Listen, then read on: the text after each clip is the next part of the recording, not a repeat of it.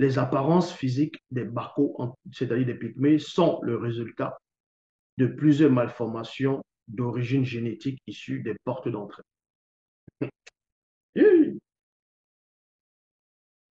Parce que dans le verset 5 de Essambé 57, on vous apprend que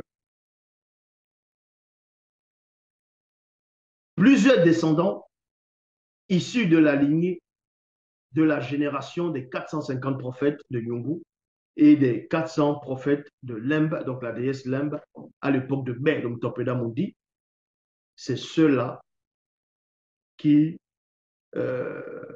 cette descendance-là, de la génération des 450 prophètes et des 400 prophètes de Nyungu, de Lemba, cette génération, c'est-à-dire cette progéniture qui va arriver, seront connus sous le nom de Bako. Ce sont les Pygmées.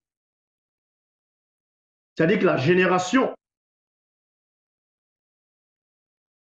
génération des 450 prophètes de Nyungu et des 400 prophètes de Lemba, donc on va aller de la divinité, la fausse divinité, cette génération-là, c'était des gens qui étaient des grands sorciers.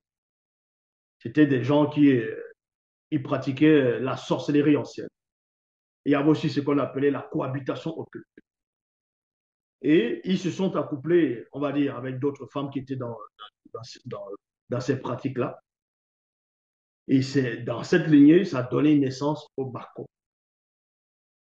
Et c'est pour ça que l'apparence physique ici était le résultat de plusieurs malformations d'origine génétique issues des portes d'entrée de leurs géniteurs. De leurs géniteurs.